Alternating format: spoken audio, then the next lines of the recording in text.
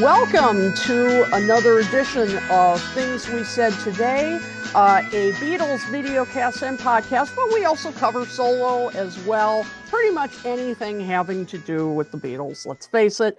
And we have a great show tonight. We have as a special guest, Luca Perasi, who has written many books on Paul McCartney, but also George Harrison, Ringo Starr, many other artists. This is his new book called Wings, London Town, The Story of an Adventurous Album. And he'll be joining us in just a moment to talk about why he considers this one of Paul's most adventurous albums. But before then, as you know, we have news and other things to talk about. So before we get to all that, my name is Kit O'Toole. I'm the author of Songs We Were Singing, Guided Tours through the Beatles' lesser-known tracks, Michael Jackson FAQ, All That's Left to Know About the King of Pop. I'm also the co-host of the podcast Toppermost of the Poppermost. I teach courses through Monmouth University. It all just keeps me off the streets, and it really works out well. So it keeps me out of trouble. So as always with me, my three very good friends, Darren DeVivo, who is the host of Noises from the Valley, Fridays from 7 to 11 p.m. On WKZE, 98.1 FM and 105.9 FM. Is that, do I have those numbers? That's right. Yep. Excellent. Yep. Okay, wanted to make sure I had all that right. And he plays such eclectic music on there. I mean, it's because he has such eclectic taste. So you really need to check it out. So Darren, hello. Hello, Kit. How are you? Hello, Alan and Ken.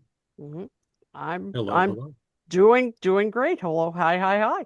And you know who I'm referring to. And with us also, of course, is Allan Kozinn, author and music critic extraordinaire, former music editor for the New York Times, and now writes for many fine publications, including the Wall Street Journal, which we get at home. And every time I see you, I'm like, I know that guy. Yeah. And he's written so many books. And the newest is, of course, what he's been writing with Adrian Sinclair, The McCartney Legacy. Volumes 1 and 2 are already out. And we are waiting Volume 3. It's going to be an incredibly researched piece of work as always. So, Alan, hello. Hello, Kit. Hello, Darren and Ken. Hello, everyone out there. Hey, Alan. Mm-hmm. All right. And last but definitely not least is Ken Michaels, who is also, stays off the streets from everything he does because he's so busy. He hosts the syndicated radio show Every Little Thing, where he plays just about that. Every little thing from the Beatles and solo years, and some of the shows are themed. Really great program. He also hosts his own YouTube channel, Ken Michaels Radio. You never know who you will find on there. Maybe us, maybe a musician, author. He's had everybody on there. So you have to tune in and find out who his next guest is going to be. So Ken, hi. Hey. Oh. You forgot that one. And hey, that's right. And I forgot that. Ho, hey, ho. Yep. That's why you're Ken Michaels and I'm not. So, all right. So before we get to our very special guest, as always, we have the news. And I think Ken has a very special piece of news to indeed. share with us. So Ken, take it away, so to speak. Well, first of all, before I get to the news, I have to thank all of our viewers because the Things We Said Today, just reached a milestone. We have 5,000 subscribers now. So thanks to all the new ones and the old ones. Tell everyone that you know, every Beatle fan, about this podcast.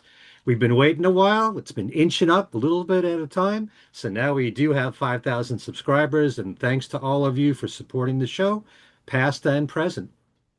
Okay? Thank you. All right. Well, Ringo Starr celebrated his 86th birthday with his annual Peace and Love event that he's been doing since 2008 with a party in Beverly Hills. And I was actually there. I was thrilled to be invited, and I was in what they call the media line, where you got to hopefully have a photo op and get to ask Ringo a question. Everything is divided between being media or press. I still don't know what the difference is between the two of them. But if you're a media person, you wait on a line outside. Ringo walks the line. Hopefully, everybody gets to ask one question. It all moves real fast. And, also you try to get a photo with them. Or you could be a member of the press.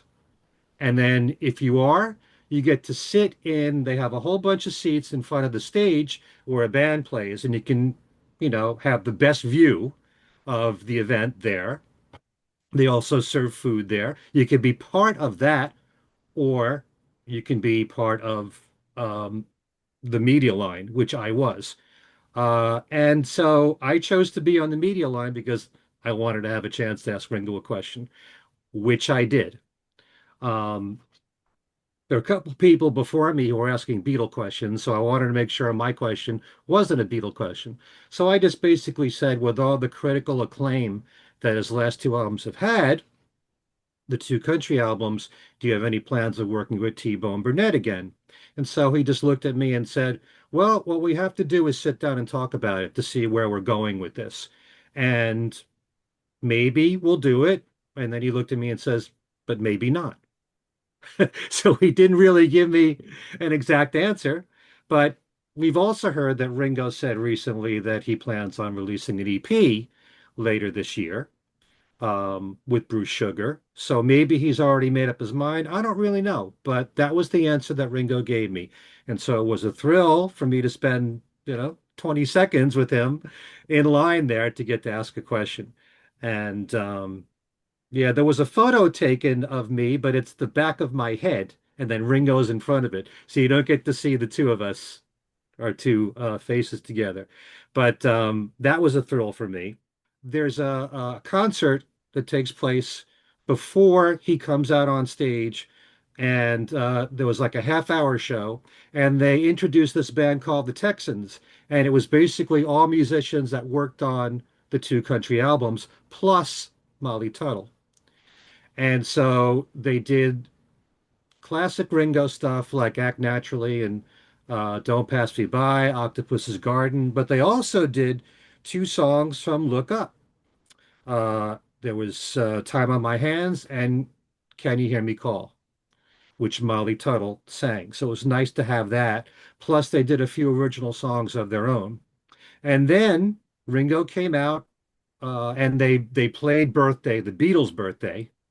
They brought out a cake, and then everybody sang happy birthday to Ringo. They did a countdown as it came close to 12 noon. And once it hit 12 noon, everybody said peace and love. So, yeah, it was a lot of fun to be there. And the people I spotted there were T-Bone, obviously. Greg Bissonette was there. Steve Lukather was there. I was told Steve Dudas was there, but I didn't recognize him if he was there in the crowd. Mitch Axelrod from Fab Four Free for All was there. Matt Hurwitz, the journalist, was there. Skylar Moody. Um, of course, Barbara Bach was there with her sister, um, Marjorie, married to Joe Walsh. Joe Walsh wasn't there, which is kind of surprising because he's there just about every single year. Um, and if you like, I've got some tchotchkes to show you from the event, including, well, this is the bracelet they gave out, Oh, nice. which has Ringo's birthday on there, 7/7/26, peace and love in the back. This was the run of show or the program that they gave us, listing all the events here. Steve Lukather welcomes the guests and introduces T-Bone Burnett. All the musicians are listed. Daniel Tashian, David Mansfield, Colin Linden, Greg Bissonette is listed. Okay, that's all here on this little program they gave. There is also a jar of honey that they gave out, and at the top it reads peace and love Huh. right there with a little stick for stirring the honey. It's also a way that Beatle fans can sample a taste of honey. What's the honey connection? Why honey? I have no And idea. not a black and white cookie or something. They didn't explain it to me. There were Okay. also T-shirts given out, and I didn't get one. I didn't even get a chance to see it. Mhm. But I thought, since we're celebrating Ringo's birthday here, and all of you didn't have a chance to go, Mhm. and in a way celebrating 5,000 subscribers, I thought we'd all share in some of Ringo's birthday cake, Is which that is right really? here. Is that real? Yes, this is part of the birthday cake, Oh my which I God. took Oh, from Los Angeles all the way to Connecticut. I saved a few pieces for everybody. nice. Here you Very I would good. have go. preferred This a is for t-shirt than Kit. no cake. Mmm, tasty. Is that honey pie? No, there's no honey pie. It's a No. yellow cake and there's strawberry flavor in there and white icing. Mhm. Alan, this is for Nice. you. Mmm. Thank you, Very Ken. nice. How long are you going to save it? Yeah. Well, And where did you I keep gotta it on the tell you, plane? when Ringo celebrated his 70th birthday, they had a party at the Hard Rock, which I was invited to, and they had a cake there, and we still have our slice in the freezer Ah, in our Oh my kitchen. God. Mmm. Elaine is going to steal it. So I anyway, want to we'll know. probably keep part of this in the freezer too.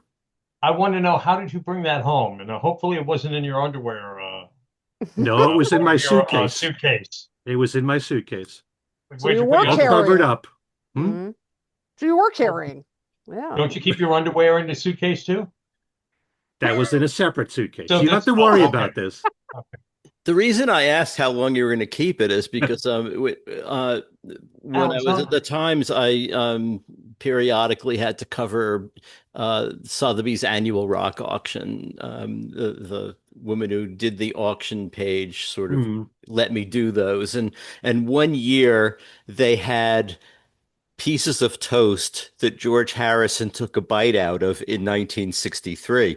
So I was just wondering if you were going to like give them a run for their money eventually. I can't compete with that. That's way too far back. Delicious. Plus, But she's you got know, it, the teeth bite in there. That Yeah. Ringo didn't. Actually, probably Ringo did have a piece, but not the one I'm carrying here. I No. have a nephew who once asked me if you were having lunch with Paul McCartney and he took a bite out of his sandwich, would you keep the sandwich if he left and the sandwich was left on the plate? And yeah, I mean, come on. I'm not gonna, what am I gonna tell him? So for in his next reality, I don't know where you birthday, had it in the I made a freezer. sandwich and took a bite out of it and photocopied Paul McCartney's signature and put it in and wrapped it up and gave it to him. I think that was very nice of you. Yeah. Yeah. Well, but once he finds out by possibly watching this podcast that it was fake, he may not talk to me again. All right, so going on with more news, Ringo's Peace and Love statue is kept there, where this was held in Beverly Hills. You can actually pose and take photos there. Now, you might recall I reported here that Ringo gave an interview recently where he announced his summer tour, which just finished. And he said, that's it for the year as far as touring. Well, he just added another 10 dates for 2 weeks in the fall. Yeah, from September 24th to October 7th, all Eastern dates in the US covering Pennsylvania, New York, New Jersey, DC, Maine, Allen, Yep. Massachusetts, and Connecticut. It's just like 10 minutes from my house. Wow. Tickets are already on sale for these shows. You can go to Ringo's website for a list of all the dates at ringostar.com. So here he goes, changing his mind. I go and announce this, and then he says the exact opposite. But keep on touring, Ringo. We love it. And Do you have on, your tickets? Do you have your tickets yet for Connecticut? no, but there's plenty of tickets available at the moment, and we're going to get it within the next day or so. I'll be at the Yeah. Forest Hill Stadium show in Queens on October 1st, like anyone cares, but Okay. just going to throw That's that out there. Hey, listen, I always wanted to see a show at Forest Hills because of the Beatles connection there. Right. It's great venue. Hmm. The neighbors don't like it, but it's a great venue. Okay. Let's see. On Ringo's birthday, ahead of his birthday party, Ringo was presented with an honorary degree by the University of Liverpool as Chancellor Wendy. This is actually the real name of the person. I'm not making this up. Beatles Stone. You got Wow. the Beatles and the Stones there in one name. Beatles Stone, but it's two E's in Beatle. Wendy Beatlestone conferred him as an honorary doctor of music. And Ringo wore a cap and gown for this honor in the 90-degree heat. Mm. Paul McCartney attended the wedding reception for Taylor Swift and Travis Kelce on July 3rd and performed for the first time ever in his solo career, I Want to Hold Your Hand. Many celebrities were on hand, but one that hasn't been mentioned is Patty Boyd. She was there, so I wonder if they spent some time hanging out. I would hope so. I haven't seen any picture of Paul and Patty together. You My were at invitation that. was lost in the mail. Ken was Damn. there though. No, I wasn't. That's Oh, Kit's department. That's her territory. okay. I Travis and wonder. Kelsey. So if you could get cake from Taylor Swift's wedding or Ringo cake, which one would you go for? Oh, Ringo cake. Yeah. Do you even have to ask? This is Paul has been out and about attending concerts lately. He went to see the Bon Jovi concert at Madison Square Garden on July 9th, and the following night, he saw Jay-Z's concert at Yankee Stadium. The brand new Rolling Stones album, Foreign Tongues, is out, and like its previous album, also features a song with Paul on bass. The song on the new album is called Covered by You. Have you guys heard this yet? Because I haven't. Not yet. Either. Okay. I Right think after I the think show I is have, but over. I don't think I recall what I thought of it, but everything I've heard from that album sounds really good. What exactly? I haven't heard that, but what I've heard from the album, really good. Okay. Well, I love the production. Mhm. And the last album I thought was really strong. Yeah. Okay. So I had an 8-day vacation. And part of what I did in Los Angeles was that I attended the Yoko Ono exhibit of Music of the Mind, which is now running up until October the 11th. And actually, on Thursdays, you can see it for free from 5 to 8 p.m., but you have to register online on their website for tickets. An entire floor has a lot of her interactive stuff, like hammering a nail in the wall, which we did. Take a nail, you got to have a strand of your hair, you got to lock it around the nail and then hit it in the wall. While it's still Also, attached to you in your head, yes, that's what I did. Well, maybe that you nailed explains your head me. to the wall. No. No, you put the nail in the wall, not the head in. Oh, oh. Okay. And you saw this too, actually, Kit, because you were talking Yes. about it. There was something that she did called Refugee Boat, which is a room that has a boat right in the middle of it. It's all in blue and white, Yep. and you're invited to decorate the walls and the floor with white and blue. And it's supposed to be a symbol of if you're a refugee and you're fleeing your country, the blue is the water leading to the boat. So people can write whatever they want to on the walls and you become part of the art. That That's was probably my favorite exhibit. That was very cool, like very striking when you walked into that room. right. Mhm. I was surprised they packed a lot on this one floor. Yep. There was something which I always heard about, half a wind show, which on one stage they had half of an object, like half of a painting, half of a chair. And this is kind of interesting. I remember hearing that the reason why she did this is why should we always think that every object we see, we only think of the full picture of it. So what would it be like if you saw half of everything? They had the film for cut piece that they were showing. They showed bottoms there Yes, they did. on the screen. My favorite thing of all, they had the all white chess sets there. Yes. So, you saw people sitting opposite each other, and the whole idea is, first of all, there's white chairs, the table is white, the chess set, all the pieces are white, even what the pieces are on are all white, not white and black. Um, and so the whole idea is if you play chess with your friend there, you eventually forget whose pieces are whose. So there's nothing competitive anymore about the game. I didn't see anybody put a chess piece in their mouth like John did in the film. But I thought that was really cool to have that there. They had a wall there where you are supposed to send a message to your mother on a piece of paper and then hang it on the wall. There's the wish tree that they had outside. Um, Actually, one of the most interesting things, which I've never seen, they had drawings that Yoko made that were all done with dots. Mhm. There were 48 of them. And these drawings were really beautiful. Never Yeah. saw them at all before. But if you look real carefully to each one, it's just dots. Mhm. It's amazing. Um, Also, they had records of Yoko's performance in 1965 at Carnegie Hall. One thing for sure is when you see an exhibit like this, you get the feeling that Yoko kept everything in her life. I mean, she must be so much into archiving her stuff and John's, something we should all be so thankful for.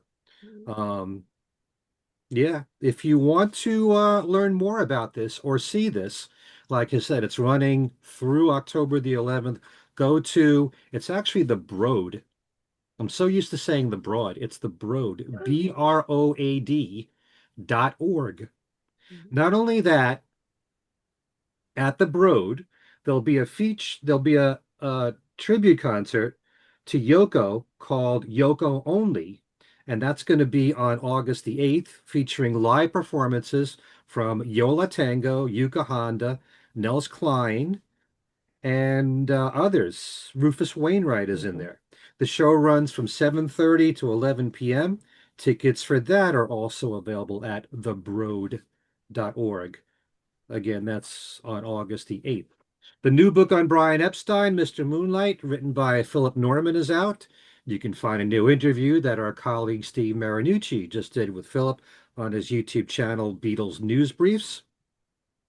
The publisher of Beatle Fan Magazine, Bill King, is set to release a book next year called A Splendid Time, a fan's notes on the continuing story of the Beatles. And the latest Goldmine issue previews the book. Bill says it will contain his most important and newsworthy pieces he's done, including interviews, reviews, and retrospectives. Expect the major contributors like Al Sussman, Wally Podrazik, Brad Hunt. I hope Alan and Kit. Mhm. I hope you guys are in there. Mhm. We'll see. Um, and you'll see some of their work. Mhm. In collector's fashion, there will be a signed numbered edition. And if you would like more information as to when the book will be ready to order, you can email Bill at goodiepress@mindspring.com. And on July the 6th, to mark the anniversary of when John met Paul, the band Hot Foot Powder released a four-song EP called Introducing ... in which they recorded four songs the Beatles used to play as part of their repertoire before their worldwide fame. The four songs are Some Other Guy, A Shot of Rhythm and Blues, Soldier of Love, and Keep Your Hands Off My Baby. The band tried to capture the raw excitement and energy and spirit of the songs as the Beatles played them in Liverpool and Hamburg. Speaking about the release, the band said, these songs represent the foundations of the Beatles' live set as they became the biggest band in the world. We wanted to celebrate that incredible period of discovery and pay tribute to the music they loved playing. Releasing the EP on July 6th felt like the perfect way to honor the day everything began. Okay, so if you're interested, again, the name of the band is Hot Foot Powder.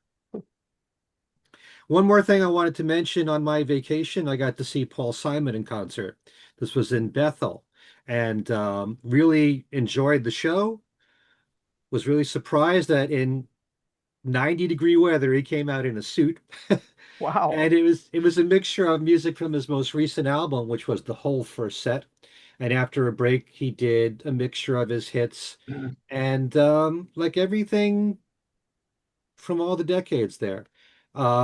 Missed a lot of hits though, but I love the selection. And the big surprise for me was, and I make sure that before these shows, I don't go and check online what the set list is, unless it's for this show, if it's a Paul or Ringo show. So I was not very surprised to see that he did the late great Johnny Ace, Hmm. which to me, I love that song. I think it's a brilliant composition where he ties together three people, all named John, who all died from being shot to death. Johnny Ace, the R&B singer, John Kennedy, and John Lennon. And at the very end of the song, up on the screen, they posted black and white photos of each of them. John's photo, the familiar one that Bob Gruen took with the New York City shirt, the sleeveless shirt. And so that was a really nice touch. But I'm so glad that we have people like Paul Simon and all these people in that age bracket that are still going out there doing their thing. And he's about to turn 85, I think, and he's putting on a 2 hour plus show. So if you get a chance, if you love Paul Simon as we all do, Yeah. try to make Yep. sure you see him on tour. I saw him last year, that Hmm. this tour at the Beacon Theater. And when he did the late great Johnny Ace, there's that coda at the end, which was composed by Philip Glass. Hmm. And after the song was finished, Paul introduced Philip Glass, who was sitting, in the orchestra at the Beacon Theater that night. I Wow. can say that I just found out there is going to be a live album from this tour Oh, that will be Great. out later this year. That was recorded last year at the end of the 2025 dates. That was recorded in Seattle. So the album, this concert, which I'm thinking he probably did the same set list. That last year's, this year maybe one or two songs were changed, but yeah, Seven Psalms was the first half, and that'll right. be out as a live album towards the end of the year. Nice. Yeah, I just this is a killer band he's got too, Yeah, which you saw, yeah. Darren. And you know, one thing that struck me because I saw Paul Simon a few years ago, and he never mentioned Art Garfunkel at all in concert. Mhm. And all the photos that he showed on screen never had any photos with him and Art Garfunkel on there. He Yikes. mentioned Simon and Garfunkel in this show. So that might be an indication that they may be patching things up. Who knows? Mhm. But I know Art said just recently that they got together and you know things they kind of got along really well. Good. So there you go. All right. That's all my news. All right. That was a Okay. great amount Good of news, news. Ken. And so now we present our interview with our very special guest, Luca Perasi. Well, as promised, we have a very special guest here today, and it's someone who is a good friend to us and has written so many books that it would take up half the show to list them all.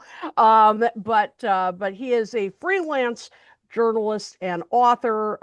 In 2013, he published Paul McCartney Recording Sessions 1969 to 2013, and boy, has he gone on from there to do so many other projects, including the last one he did, which I really enjoyed, Paul McCartney Pressed to Play, that unmistakable 80s sound.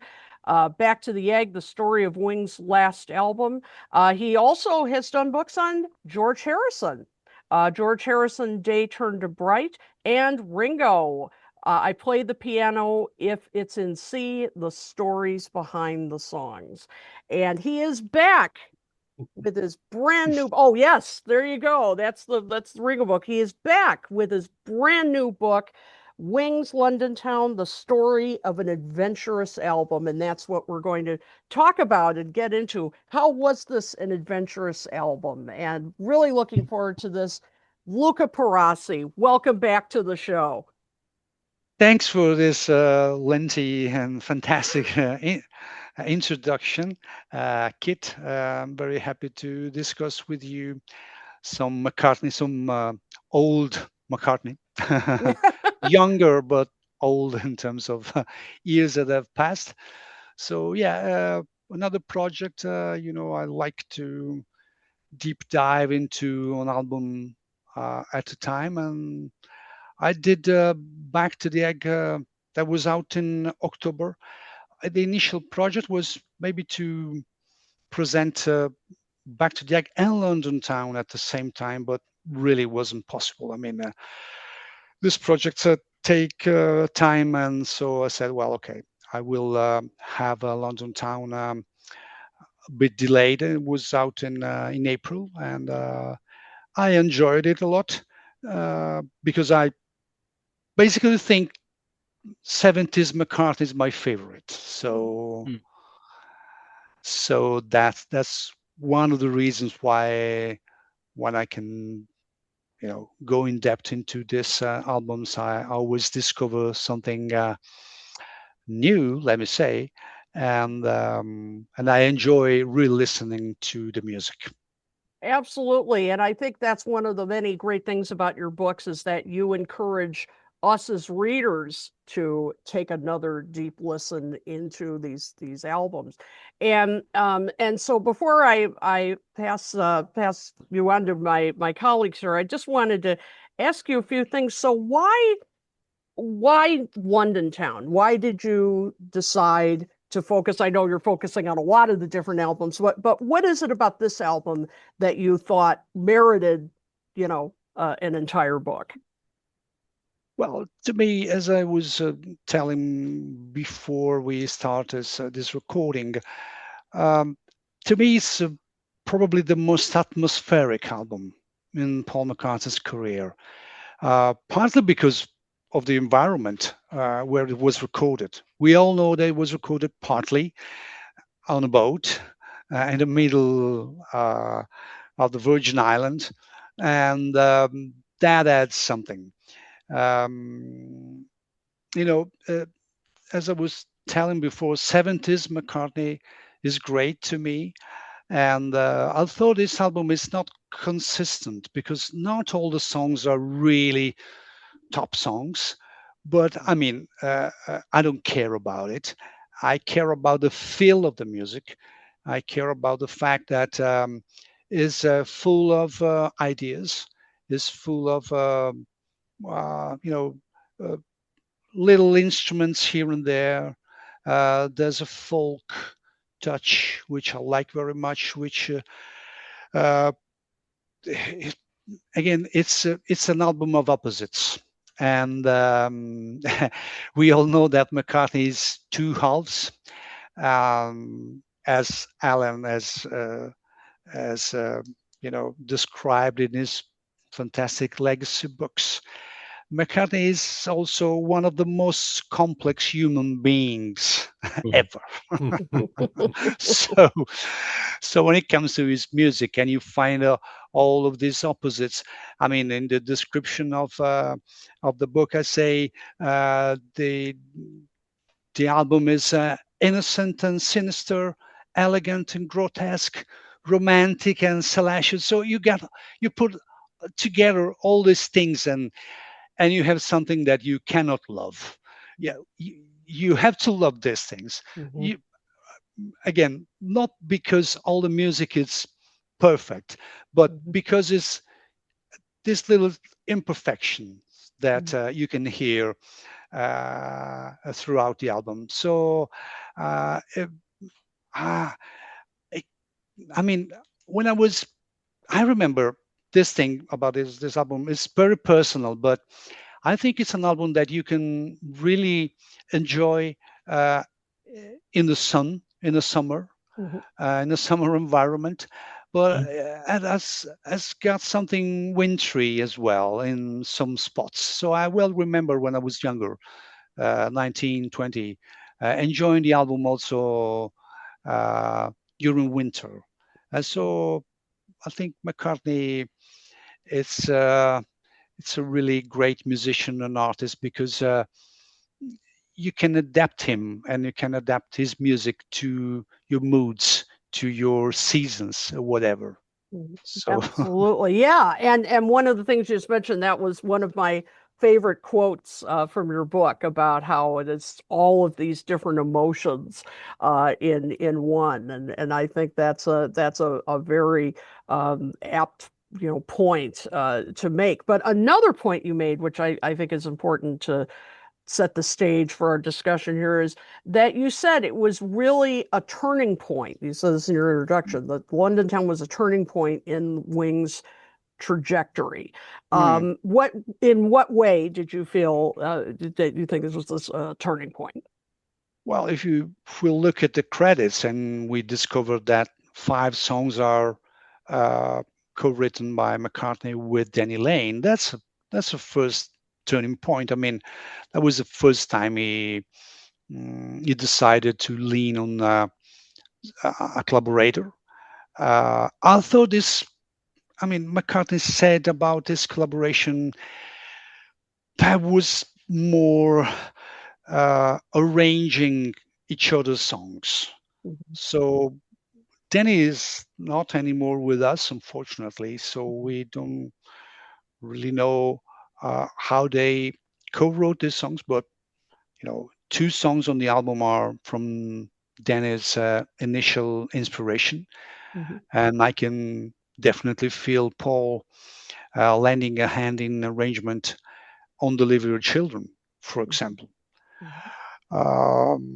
So that is one interesting turning point. Also in the all McCartney's albums are varied, and you can name a lot of genres of music and you find them all. But about the styles that I or the instrumentation and influences that we can really consider interesting here.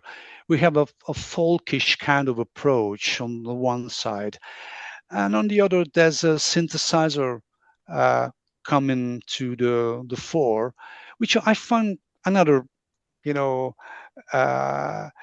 another mixture of things which I like very much. So I think Paul was experimenting a lot again. Let me say that Wings at the Speed of Sound wasn't that experimental as London Town was. We have mentioned recording on a boat. So, McCartney has a penchant for, at least in the 70s, for recording on strange places. So that was very exotic. Let me use this word. I don't know if it's the appropriate word, but recording on a boat is exotic, definitely. So yeah, I mean, these aspects to me are interesting and make me feel it was a turning point. Well, another turning point is the fact that Wings were downsized to a trio again. Right. Maybe was not the best thing for Paul at the time, but that gave path to another Wings lineup, which was the one that created Back to the Egg, which to me was a good thing. Maybe this lineup which was very solid, but maybe they were really done, and there was something missing at that point. Mm-hmm. Absolutely. And you talk about the adventurous part of this album, and particularly you just mentioned synthesizers, which I think brings up another point that I think you made very well in this book about how some of the material foreshadows what he would do, particularly on McCartney 2, in terms of that. And I just wanted to ask you just a little more about that. How do you think, without giving too much away in the book, I know, but how do you think this, the sound on this album foreshadowed some of what would come on McCartney 2? Well, I mean, the majority of London Town is folkish or acoustic. There's lots of numbers which are acoustic, but if you listen to Cufflink, obviously, and all the arrangement on With a Little Luck, definitely. He is using synthesizer and is enjoying using synthesizer. I mean, if you listen to that instrumental part that breaks down the With a Little Luck in two, there's in some spots reminds me of I don't know, Summer's Day song. It's really putting layers and layers of synthesizers. So it's definitely thinking about using synths in a different way. And these two tracks, I mean, Cufflink especially could have been on McCartney 2, I think. Yeah. Yeah. I completely agree. Absolutely.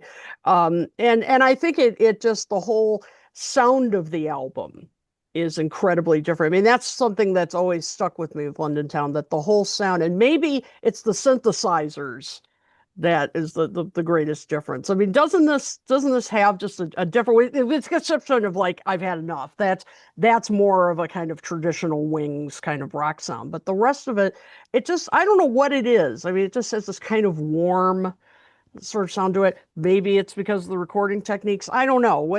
How would you describe it? Well, it's a crazy album. I mean, it's a crazy, completely crazy album. I mean, I had a friend of mine listening to the tracks because I wanted him to check my harmony notes and stuff. And he's a pianist and stuff, so I always ask him to check what I'm writing in terms of harmony and structures of the songs. And he said, "Well, it's crazy." And he liked it very much. I mean, he never heard it before, this album. So I don't know. I mean, there's so much going on. I mean, you take just the simplest acoustic number, which is "I'm Carrying," but it's not only acoustic guitar. He applied the gizmo on the guitar, but there's also kind of strings, but then there's a squeaking of the fingers on the fretboards. All these things are so McCartney. So the result is, to my ears, is that you don't have really two songs alike, also in terms of arrangement, and I find it so fascinating. I found this aspect also on London Town really something that makes McCartney unmatchable. I mean, I love many other artists, but when it comes to arrangement and variety in arrangements, I don't think McCartney could be really matched by anyone. And that is, I mean, sometimes maybe there are things that are not necessary, but the overall feeling to me is this is a fun album, because sometimes you have all these little sounds. So they built songs like they were doing a kind of a soundtrack. Well, Children is an example of it. Then I like all these external noises. You got some seagulls and stuff, and you got I don't know. There's so much, and there's a human element to the music that I think is very fascinating to me. The imperfection is human, and when the music is adds this imperfection, it's more human and so more enjoyable to me. Yeah, well put. Well put. Absolutely. All right, Allan, let's turn to our other McCartney expert author in this panel. So, Allan, why don't you take over? Yeah. It's funny you just mentioned about how no two songs are the same, and in a way, you could say that about all of his albums, and then you can also go further and say no two albums are the same. Yeah. He's a guy with endless variety of ideas. And it's funny. I don't really see the foreshadowing of McCartney 2 in here. To me, the synths on With a Little Luck sound like the kind of synth work that a lot of groups would do. It's melodic, following the melody of the song, whereas the stuff on McCartney 2 is a little bit, uses a lot of sequencers and doing all, like that kind of stuff. To me, if I were to pick one track that almost hints at McCartney 2, it would have to be Morse Moose and the Grey Goose, because that's totally out there. Yeah. Um, in writing about some of these tracks, and especially, Morse Moose is a great example, because it didn't even begin as a song, and it, and they just kept bringing new elements to it to make it a song. Like, how do you approach that? How do you approach trying to figure out what he did? Yeah, do you mean, Allan, from a songwriting point of view, Yeah. or Songwriting, and in this case, songwriting and recording is almost like one operation, but yeah, both of those. Yeah, I mean, as McCartney likes to do, and you all know, obviously, Allan, you have very elaborate songs and well-crafted songs like London Town, which is the opening, and then you go to the opposite, which is Morse Moose and the Grey Goose, which essentially came out from a jam, but that was just one part of of the song, and then you just maybe need a variation, and then you again write something on the spot in the studio, and you add another piece. So I mean, I'm perfectly conscious of the fact that Paul could choose to write. Let me use write, although it's not maybe the best um, word for Morse Moose and Grey Goose. He likes to record things in different ways. Mm-hmm. So, well, I love Morse Moose and the Grey Goose. I think it's a great groove, and another example of you can do different things at different times because of, well, the mood was okay in the studio on the boat that night, and something interesting came. Mm-hmm. So it could be just the sound of a keyboard that provides inspiration. So I think it's a fascinating aspect of McCartney, trying to figure out from where you can draw inspiration, because it's the simplest thing. I mean, you have maybe an instrument which is a bit out of tune, and I think McCartney could really think, okay, I can make something out of it, I can really take advantage even of something that sounds strange or an error, a mistake, whatever. And that's an ability he has to do music, to make music, even with the smallest things. And then you can build a song on a bass riff, which is basically what it is doing, what is doing here. But I mean, what a bass riff! You know? Yeah. And it's also, strangely, well, adventurous, as you say in your title, to have that track not only is the closing track on the album, it's also the longest track on the album. It's 6.5 minutes. And it's the kind of thing where, a listener who is waiting for a song like, With a Little Luck is going to be completely confused, I think, by something like More Smooth Than the Grey Goose.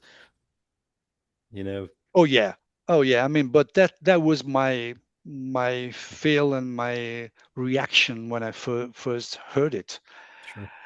But then when you understand why, well, you like McCartney, then there's at some point there's no more whys. There's no more reason you're searching for. You like him, and you know perfectly what you're searching for. So yeah, it's a long track. Well, we all know there was some. I think there was a couple of critics that at the time, or maybe later, pointed out the fact that the album is very long, and that affected probably also the sound quality. I think if there's a if there's a thing that it's a bit of an issue on London Town, is the sound quality on some tracks. Partly because they were recorded on a boat, so there was not the best environment.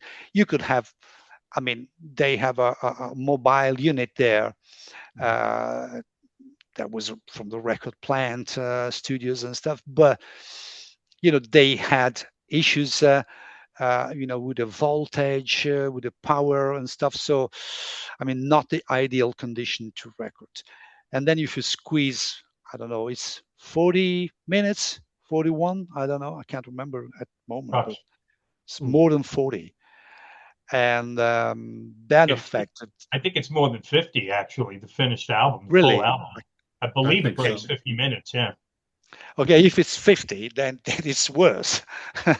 Because obviously, the quality that you can, of the sound that you can squeeze on the grooves of a vinyl has got some certain limitation. So that is one aspect. But that's another feature sometimes of McCartney's music. Not necessarily recorded in the best places, in the best conditions, but that is something that he knows perfectly what he wants to achieve, and he knows, as I was saying before, that the feel can convey so much to music. At some point he says, okay, who cares about the ideal conditions? But I mean, I like this kind of thing. So what did you make of the fact that okay, he has the opening track is London Town, but having an album that's recorded largely on a boat in the Caribbean called London Town, that always struck me as weird, It is, but I think that when McCartney feels that he's going for the obvious, then he does the opposite. Well, you could have called it Cafe on the Left Bank. Yeah, sure. No, so I think that was again typical of him, of the way He likes to do things. He likes to, you know, to surprise people. There's a couple of examples. He likes also to, well, to put people in a corner, if you pass me this expression, if it's the case, or not necessarily putting people at ease when it comes to certain things.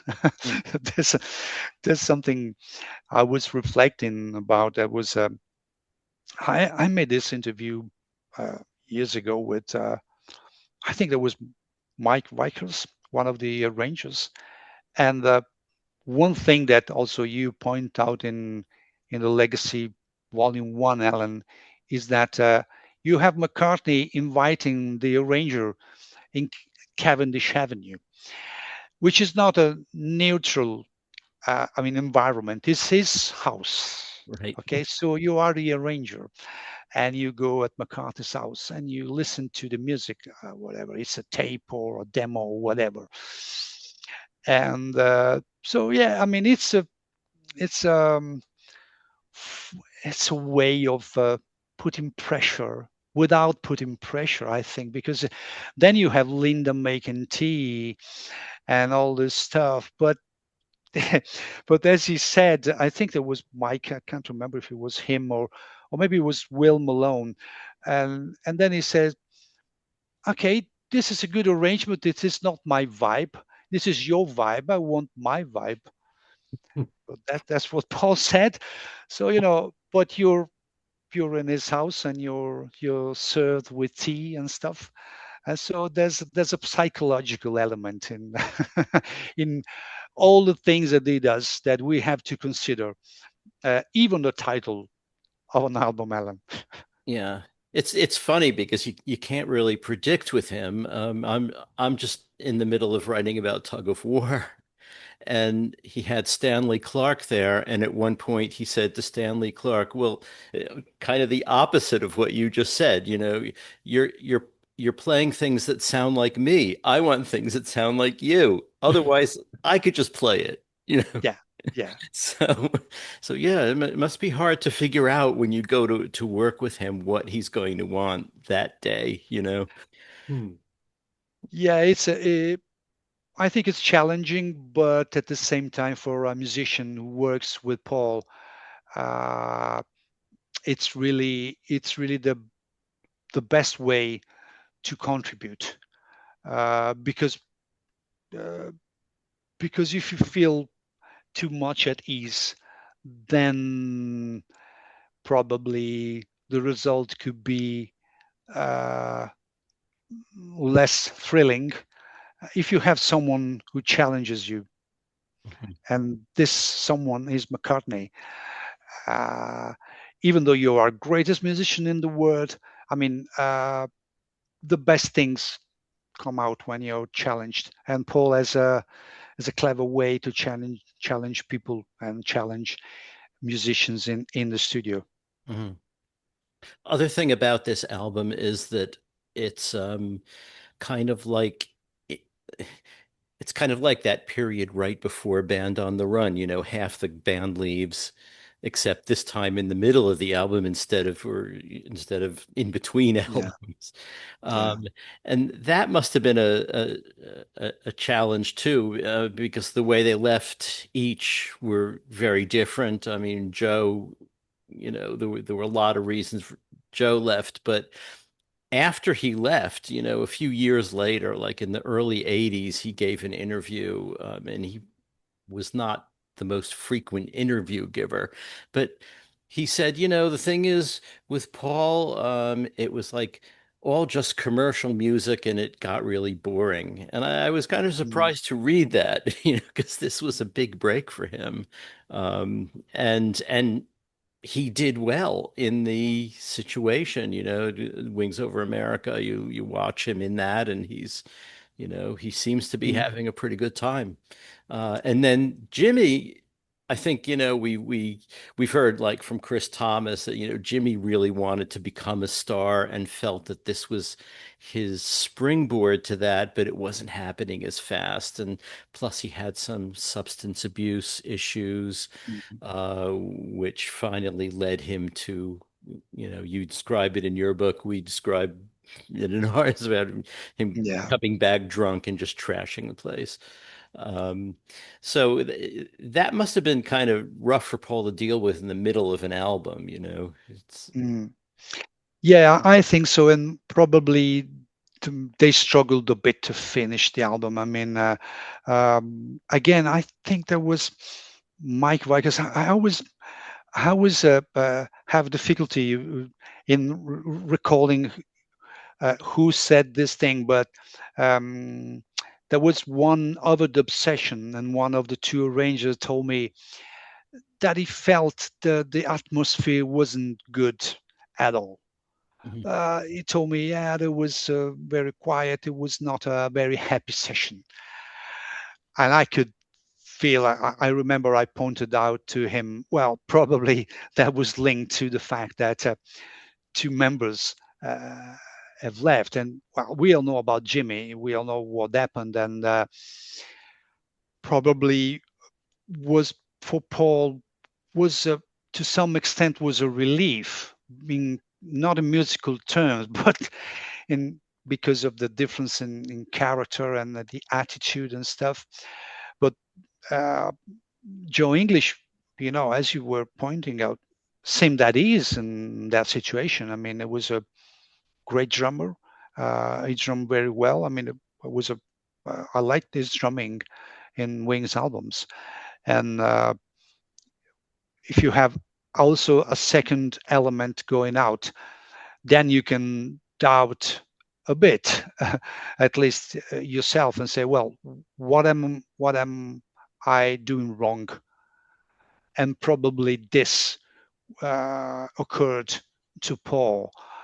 He thought about it, but I think he resolved this brilliantly, because they had another lineup, which I think was a very good one. Although I think Paul, after some time, maybe he told something about the last Wings lineup, missing something, or maybe that was the moment for Paul to change his career, or not. There was not definitely an issue with the musicians. I don't think so.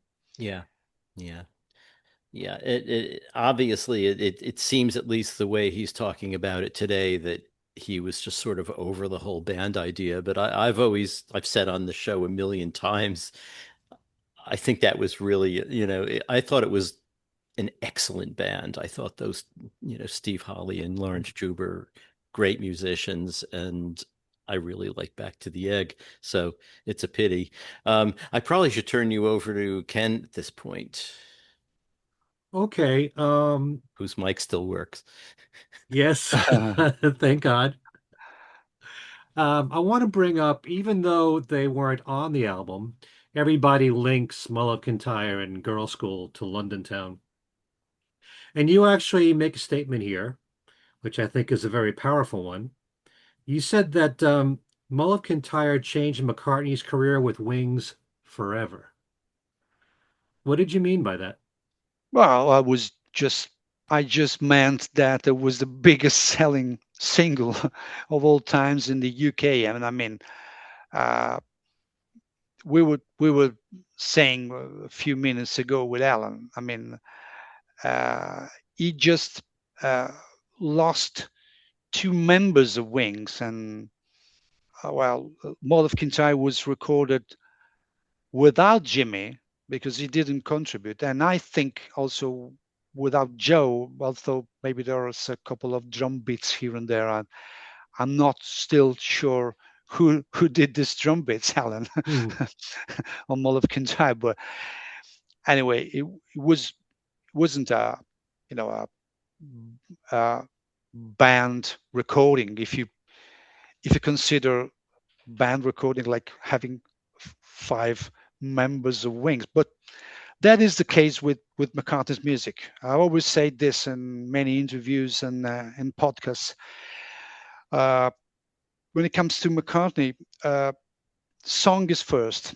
Then there's a band or elements. I mean, the Wings were not a band made of a bass player, two guitars, keyboards, and drums. That was not the case. So you lost two members, and the first thing you publish after that is Mull of Kintyre, and you have 9 weeks or 11, I can't remember at the moment, at number one. In the UK, more than 2 million copies in the UK. I don't know how many copies all over the world. So it changed probably also Paul's perspective to some extent, because he said, okay, basically it's a solo recording, or really it's really close to a solo recording, except for the bagpipes. But anyway, Jimmy, Joe, whatever. I mean, he soon understood that that no matter who was in Wings, he obviously was the center of everything. And I meant this statement in just because it was so successful. That is, at that point in Wings' career, with that kind of song, in that musical environment, you got to be McCartney to do this. You got to be McCartney to decide to release this in the middle of, well, punk.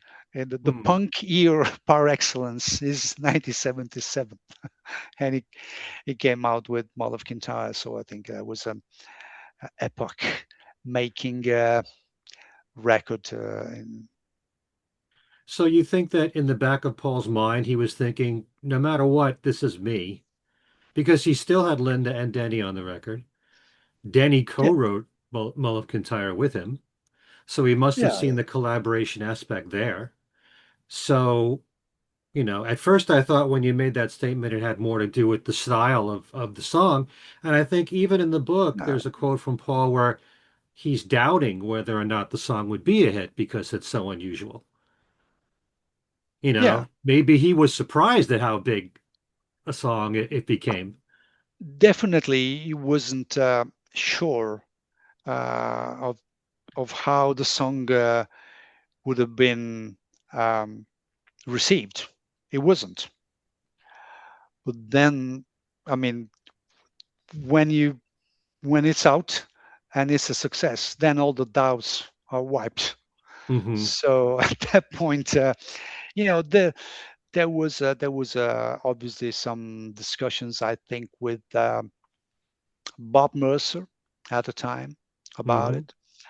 So again, it was a double A side, right? It was a double A side with Girls' School. So I mean, this uncertainty continued until the end. But anyway, having a song like Mull of Kintyre out, I think it's typical of Paul. He wanted to do that. I think he was doubtful, but probably he knew that something big could happen. He also was doubtful about Hey Jude because of the length of the record, mainly. He didn't think the radio stations would play it because it was so long. But I mean, I think doubt when it comes to a genius like McCartney, doubts is good. It's good to have doubts for everyone. In the case of McCartney, is even better, because when he's not so doubtful, I prefer the doubtful McCartney. Tell you the truth. All But right. anyway, again, this statement was linked to the fact that it was really such a big success. Yeah, that's it. Okay. It was my understanding all these years that in the United States, the record company Capitol thought there's no chance that Mull of Kintyre is ever going to be a hit. Who's going to play a song with bagpipes on it? And so they push Girl School. That's my understanding of, that's why Mull of Kintyre was never a hit in the United States. And I think you mentioned Bob Mercer. Didn't he say to Paul that he thought Mull of Kintyre was a great song? Yeah, I mean, well, I don't know about America because I wasn't. I was just 80 years old at the time, so I don't know what happened at the time. So maybe you can help me understand what happened with Mull of Kintyre in the U.S. If it makes sense that a record with bagpipes could have not been a hit. So I have to ask you in this case because I don't know. I was too young to understand the market. Probably yes, that was a, a perspective that made sense. I would definitely understand that, but at the same time, I also think this man is the master of melody here. He's got a great song and a great melody and a great hook and a great sing-along here, and I would still try to push it. But I Yeah. don't know if what are your feelings if you know anything about this? Mm, Paul never plays Mull of Kintyre in the United States. mm. He'll play it in Canada and he'll play it in parts of Europe, and because it was a hit just about everywhere in the world except the United States. But yeah, but you know that Paul has got a nightmare, which is when he's playing live, that people goes out and they leave him alone, and so probably he fears that people doesn't know Mull of Kintyre at all or doesn't like Mull of Kintyre, and and he fears the reception is not good enough. Hmm. I think that is linked to this aspect. It'd be the But beer run song. Yeah. yeah, could be. Yeah, could be. Uh, but I mean, you can tell me that because what will happen in America if he plays Mull of Kintyre? I don't know. Again, but Ken, there was a point that you were touching about. Well, they could have pushed melodic McCartney, blah blah. But remember that the record company uh, pushed McCartney for having a rocking kind of album, and that was Back to the Egg. That was the Hmm. direction of Back to the Egg.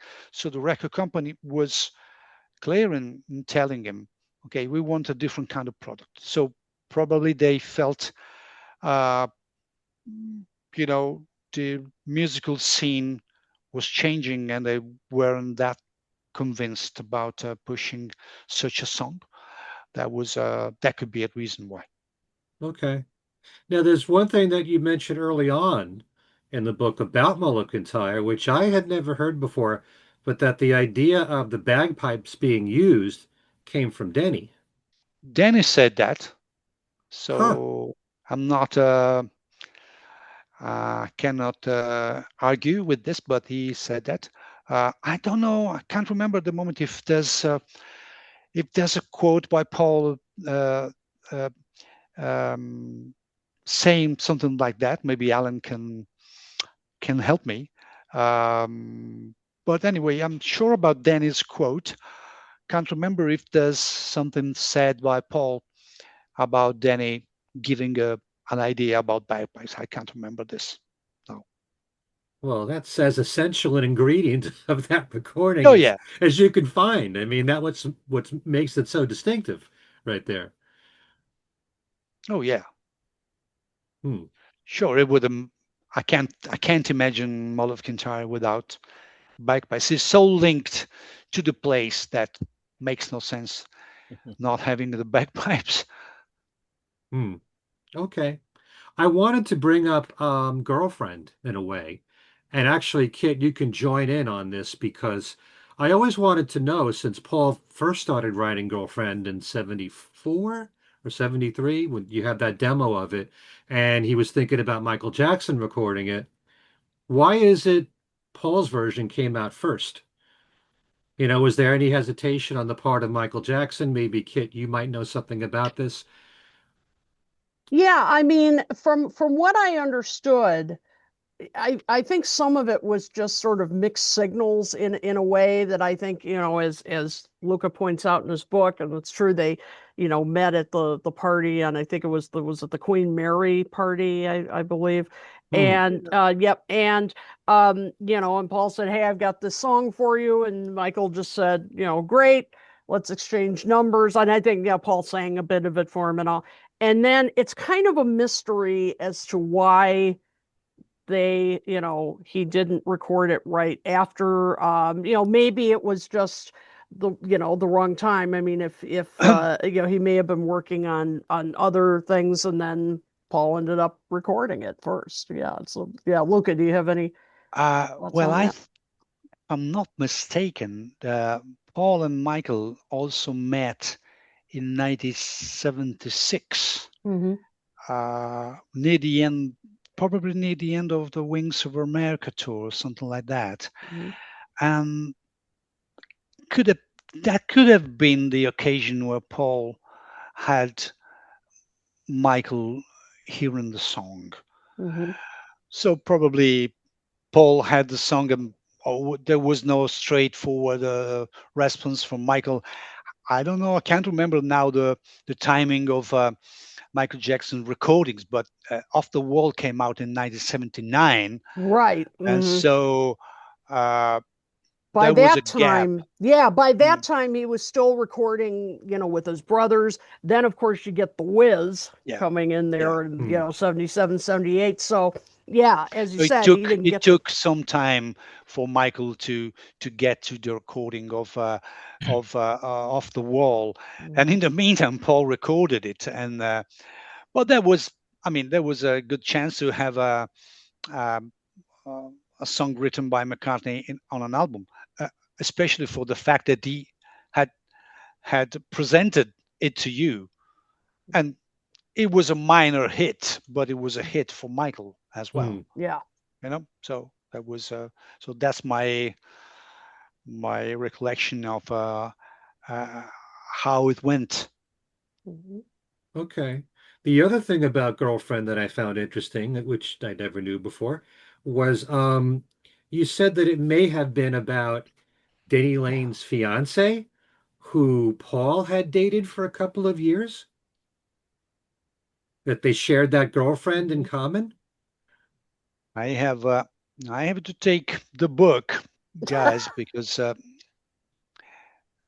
you're pointing at things that I remember the fact, but it's a lot of stuff. But there's a footnote. I mean, yeah, this was on page 74 of your book. Yeah, Maggie McGivern. Yes. Well, I think if you look at the footnote, which is footnote 23, this is taken from, let me see. The book is the one by Peter Brown and Stephen Gaines that was out in 2024.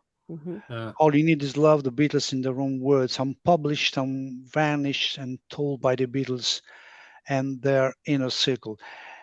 And I don't have the quote here at the moment, but Paul said it was about a fiancée of his, and I think he mentions the name.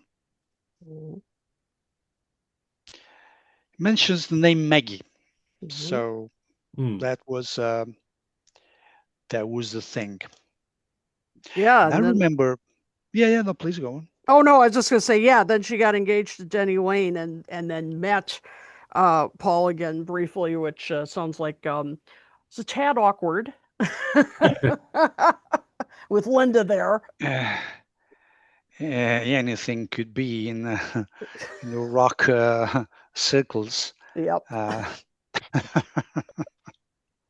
You never know how things go. Yeah, so that was a quote I found in that book that seemed to me interesting. Point out that it was a specific question by the journalist, Hmm. by who the song was inspired.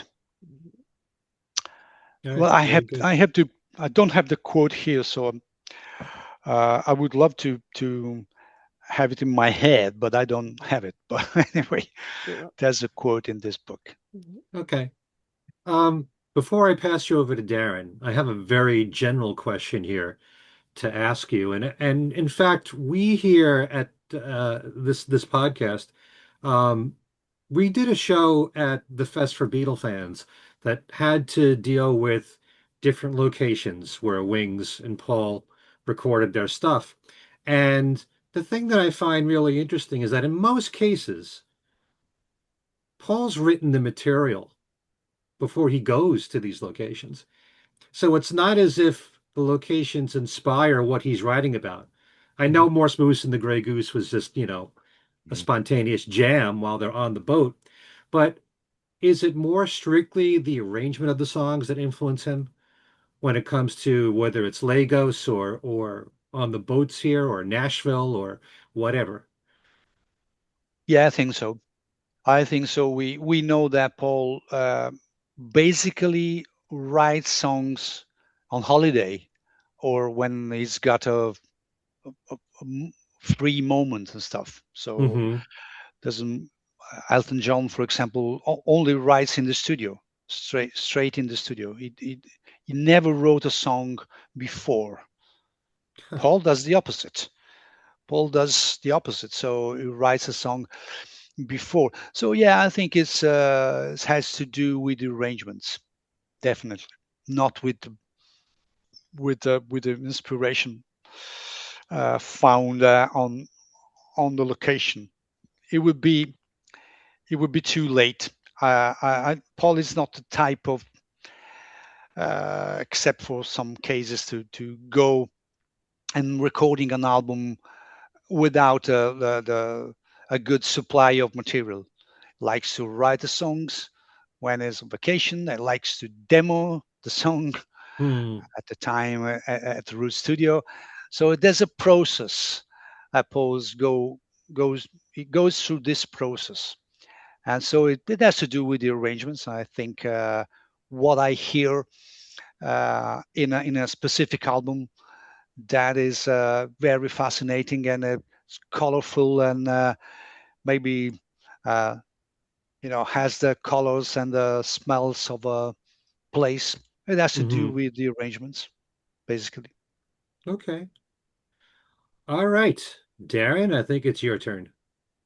All right. Well, at the beginning of the conversation, um, Luca was pointing out something that really sparked a thought that I'm not sure I um, had ever popped into my head before about how London Town really ends up being an album of opposites meeting, and it being also, as Luca pointed out, very much a mixed bag album, which I always felt made for the best McCartney records when he was allowed to be McCartney and come up with, go back to the end of the Beatles to come up with things like "You Never Give Me Your Money" on the same album that had Maxwell's Silver Hammer, and Venus and Mars would have Rock Show alongside "You Gave Me the Answer." And it got me to thinking while I was listening to you, Luca, how what London Town for me was one of those McCartney albums, and Press to Play has been that type album for me as well, where the sum is greater than the parts. There are some songs, if you break Press to Play apart, and we may have discussed this when your Press to Play book had just come out. If you break Press to Play or now another album like Driving Rain and London Town into individual songs, some of the songs don't necessarily stand up as well by themselves. But when placed in the context of the complete work, it makes for something special. And it really made me realize that you had an album here that had songs that were very heavily layered with synthesizers, with a little luck, immediately comes to mind as you were pointing out. Alongside folkish acoustic things like, some of the Denny Lane co-writes on the album. You had an album that was partially recorded in the Virgin Islands, Sunshine, Fun, Swimming, Summertime, Sunburn, and part of the album recorded in London, Winter, Gray, Fall, Rain. And then you had the artwork, which mirrors those two things. The front cover, gray, London town, black and white. Other side, wings, colorful. Summery clothing. And then songs like Morse Moose and the Grey Goose, a loose kind of almost freak out jam on the same album with I'm Carrying. And Name and Address being kind of a rootsy rock, a traditional rock song with stand-up bass alongside Famous Groupies, kind of classic McCartney lunacy, that these opposites is what made London Town a unique album and a special album that I don't know if any other McCartney record has these polar opposites joining together to make something that makes sense.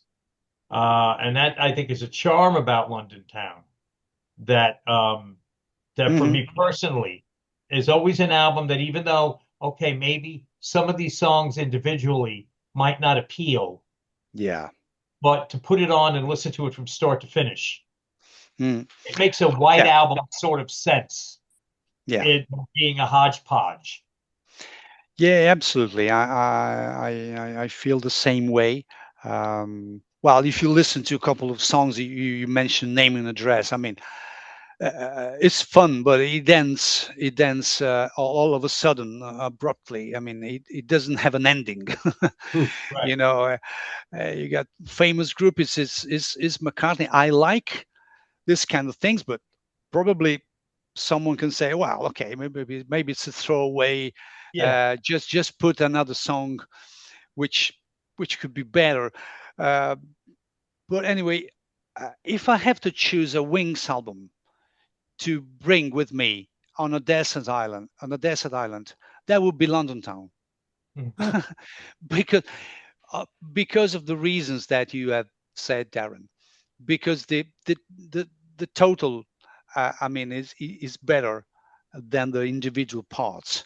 I mean, I never skip one song when I listen to London Town, never, regardless of the quality of the length, anything. I mean, because I think it stands because of the feel that the different feels that you have when you're listening to it. So from start to finish, you go through all these moods and stuff.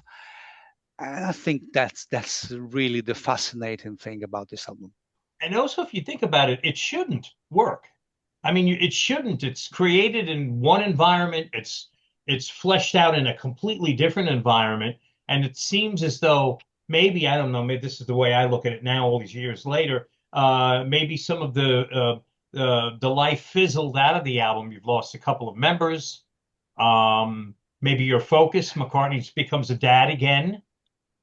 So perhaps his focus now towards he has a son for the first time, and here he's got an album he's got to put the finishing touches on. It shouldn't hang together, yet in a way, very much it does. Darren, what I think also a very important aspect that Paul has always puts extra care to is the sequencing of the songs, which is a fundamental ingredient for an album. If you do wrong with the sequencing, then you can really fuck up. Sorry, an album. You can really do damage to an album. And I think the sequencing, for some reason, it's another ability of Paul. So I think in this case worked very well. So you put together all these things in the right sequence. That's a very important aspect. And that's again, I've always said this. I've been saying this for all the years I've been on the show, that Wings were the soundtrack to my life growing up in the 70s. I was Wings, London Town came out right after I turned 13. And I can remember vividly the weeks leading up to the album's release. And so for me personally, the album holds a special part in my heart. There was, not to tell again the same boring story I tell all the time with London Town, but I recall in like early March, a friend of mine telling me that one of the AM radio stations in New York City, WNBC, was going to play the new Wings album that Friday night at 10. And what it ended up being was the disc jockey who was on the air from 10 p.m. to 2 a.m. that Friday night into Saturday morning was going to play the entire album spread throughout the 4 hours of her shift. And I sat up with my little Zenith tape recorder, the little condenser microphone. And when a song started that sounded like it could be Wings, or I didn't recognize it because it was a hit station. So as soon as you hear a song you don't recognize, hit play and record. And I had a makeshift London Town come that Saturday morning when I woke up. And that Saturday afternoons for me were always guitar lessons. I mastered Mary Had a Little Lamb. That was about as far as I got. But my guitar lessons were Saturday afternoons at Schuylerville Music Center on East Tremont Road in the Bronx. And that Saturday went in the store ready to buy my copy of London Town and had my heart torn out when the guy says, it's not out yet. They played it on the radio last night. No, but the radio stations get these things early. So disappointed and had to wait towards the end of the month to get it. And I remember when I did get the album, the opposite struck me because as a member of the Wings Fun Club in 78, I remember getting an issue with the headline Water Wings, which I think for about an hour and a half was the working title of the album, or at least somebody said it could be called Water Wings because they were working in the Virgin Islands. And what comes out was London Town with a very kind of cold, grayish cover, which, at that point, I guess that even at 13, that kind of struck me as a unique facet to the album. I want to ask you, as somebody who, like me, I think you grew up with this music. You were young when you heard it for the first time. When you wrote this book, you were researching it and writing it. What did you do? Was there anything that you learned that it hadn't occurred to you, or something you hadn't heard all these years that suddenly jumped out and that you discovered about the album now as an adult writing about this music? Well, something I discovered while I was writing it. Yeah, that's just a question. Yeah, something that hit your ears anew after all these years. Okay. Well, many things. I mean, well, I always like when I do these books to, re-listen to all the songs from start to finish, and I try to do this, which is very hard, as if it was the first time, because I want to surprise myself with the structures of the songs. And I think one thing that really surprises me a lot was the craft that Paul put in the structure of London Town. I think I spent quite some time trying to figure out how it's built, because it's built in a way that I've never really seen any other songs with two completely different verses. I mean, there's so much going on, and I think it's something that always amazes me when I try to analyze a bit how Paul builds his songs. And I know the songs since I bought this album in 1985, so it's 41 years. So I don't know how many times I could have have heard London Town, the song. And But when you just sit and try to break down the song in the different parts, well, that's something that after 40 years I can really say, man, that's why I love Paul, because I never stopped learning. That's just one example, but it happened really, and I was so amazed to see. Okay, when you hear or listen to a piece of music, you are not necessarily breaking it down. You Right. perceive the total, you perceive the song, you perceive the riff or whatever. I mean, but the feel of the song, uh, different is okay. I want to break down what happens here, instrumentally, harmonically, and stuff. And that song in particular really was, let me say, a revelation. I had I was amazed at seeing how complicated it is, and how great it is. And well, it's the same. You can put together. You were saying this about the album, but within a song could be the same. You can put together lots of pieces, but then you got to make them work together. And then when you listen to a song, they are all together, and they flow perfectly. And that's an example. I mean, you can compose or write a song at 3, 4, in 5 different spots. You can find a verse, then you can find a chorus, then you can find a riff, and you put all together, and it works. And that's that's what Paul does, and never ceases me to amaze. Really.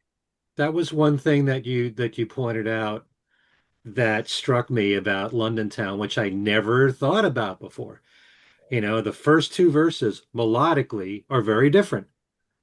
Usually verses repeat in the melody, and the first two verses are very different. So it's unusual when you do that in a song. I can't off the top of my head think of other songs that are like that.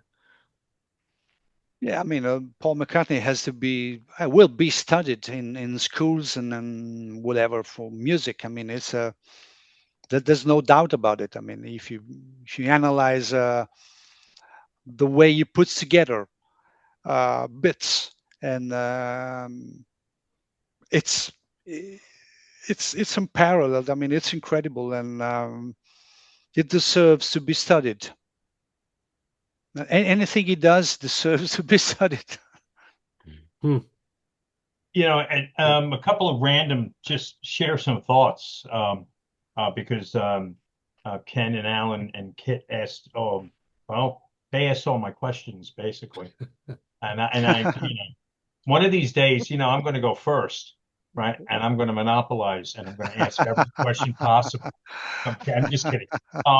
I did look up while we were chatting before about the girlfriend of Michael Jackson recording it, and Kit knows light years more about Michael Jackson than I ever did. But I did check out of curiosity, because there's probably some people who might not even be aware exactly what solo work Michael Jackson did prior to Off the Wall. Oops. But there was about a 4.5 year gap between studio albums. I don't see how Michael really would have even had an opportunity to record Girlfriend in advance and release it before. In fact, I don't even think he started work, from what I looked very quickly before. He didn't even start working on Off the Wall until early 78.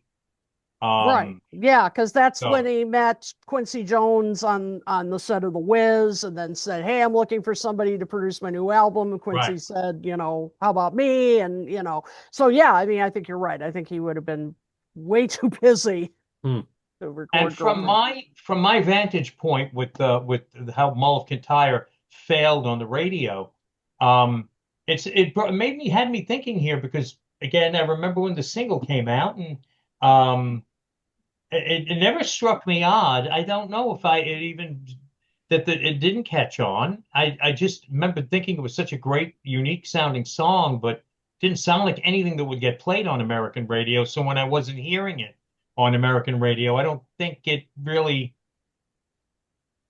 struck me as odd. And when I would hear stuff, as Ken has pointed out on the show in the past, you heard more times than not, you heard Girls' School on the radio. Mm-hmm. And the jukeboxes, when I would be, in a local restaurant that had a jukebox, I tended to always play Girls' School, even though I did like Mull of Kintyre. One other point I wanted to bring out about, and I lost it now here, about the London Town album, was I remember reading a review also that had said that the album was, and I didn't agree with it at the time, but maybe 2 or 3 songs too long, which got me even at a young age adding up times, and that's when I realized how long the album was, and that you couldn't put it on a 90-minute tape because it was too long for one side of your 90-minute tape. Yeah. It made kind of logistic nightmare when you're trying to record the album on a 90-minute tape. But I always looked at a long album like that as you got your bang for your buck. I really hope that I really would like to see what would happen if it gets fleshed out into a box set that everybody wants now, that and Back to the Egg. You do touch on in your book some of the other things that were recorded during the sessions, the jams and other bits of pieces that maybe we'll hear during those, if they do an expansion of the book. In your work in putting this together, did you hear any rumor or anything or any substance about there being this box set that we've been waiting for? No, I mean, I am asked this many times if I hear something. I don't know. Well, I was in touch with MPL, but obviously they do not share any information with anyone, rightly so. So I don't know. The only thing that we all know at this point is that Steve Ollie, I think, mentioned something about possible new edition of Back to the Egg for 2027. He said something. I can't remember his exact words. So what seems to me very strange at this point is that archive editions or whatever you want to call them, but we got 2 albums that are London Town and Back to the Egg, that if you want to have a CD of London Town and Back to the Egg nowadays, I don't think you can have it unless you go on, I don't know, eBay or whatever. Maybe there's the old editions on Amazon. Maybe someone has the old 93 or 87 editions, but I think that would be very pricey. So, I mean, the Wings discography is not complete. Yeah. And to me, what is even more stranger is that you got 2 possible box sets with the London Town box set. You could fill half a book, if not a complete book, with the story behind Mull of Kintyre, for many reasons. I mean, the recording, the success, whatever. You can have another great box set with the Back to the Egg and Good Night Tonight, which, okay, it was not on the album, but it was linked to the period. Another great single. Well, at least in my book, it's a great single. It's a great record. So, I mean, I don't know. There would be something that we maybe don't get from a marketing perspective. Probably could be also true that time for this box set is over, and MPL has decided to do something different, a different approach, which is the band on the run, underdubbed, or the one and clapping kind of thing. That could be another possibility. But the main thing that is strange to me is that basically at this point, Wings' discography is not complete, and I would love to see both, but I think we will have both. That's just my feeling. Right. No one told me nothing. We had Lawrence Juber on recently, and he said, and you guys could correct me if I'm wrong, that he was cautiously optimistic, at least about a Back to the Egg set. And I think if there was going to be a Back to the Egg, it's a safe bet that it would be London Town as well. Maybe not at the same time, but in any event. All right. So thanks for listening to my random thoughts. Back to Kit. All right. Well, as we're wrapping this up, I just want to ask you one more thing about the reception. You talk about the reception that the album got. You talked about the advertising campaign and then how it did on the charts. And I think you point out something really interesting, because what else was on the charts at the time of London Town's release? It was Bee Gees, Saturday Night Fever. And then Grease, when that came out. And then the other, you mentioned Eric Clapton's Slow Hand. London Town doesn't sound anything like like any of these things. So why do you think it's still found a place in this musical landscape? What is it about this album that broke through?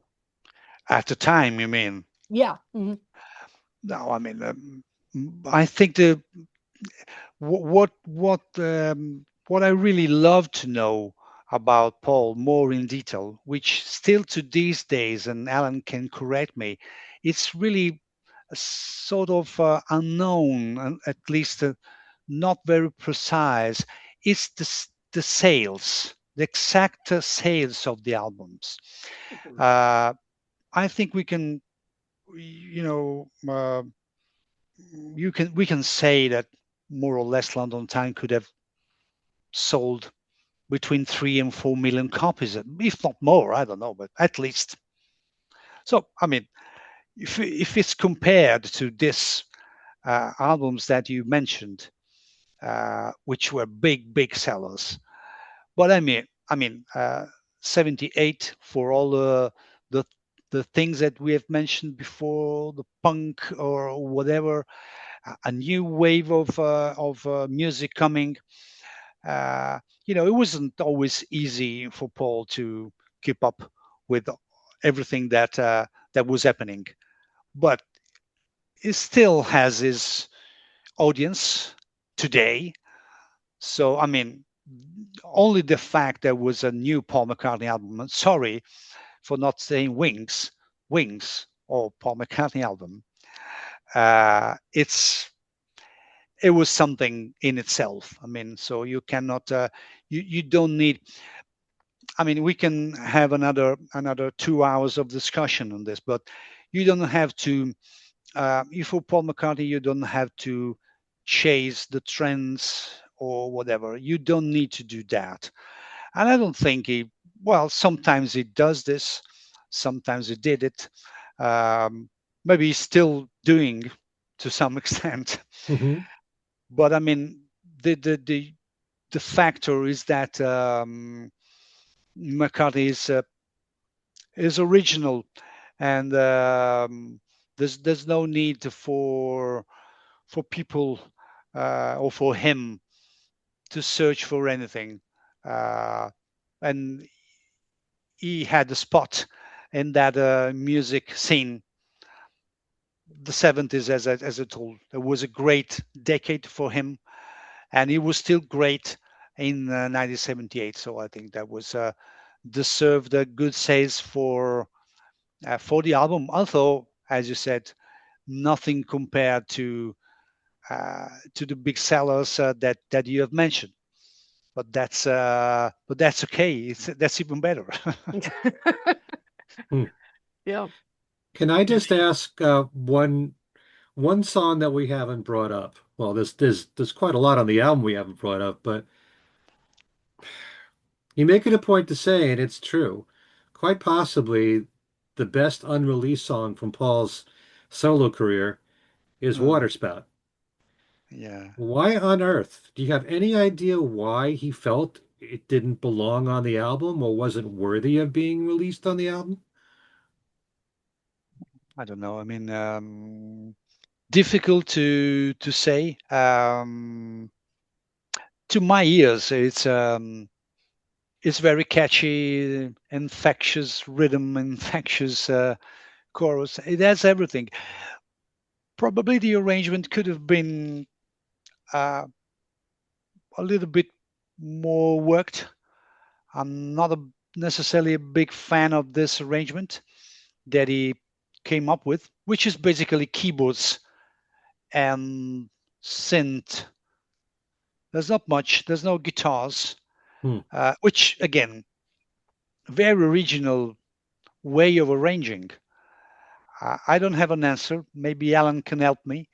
I think at the time could have been a hit. Not sure if it would have been on All the Best.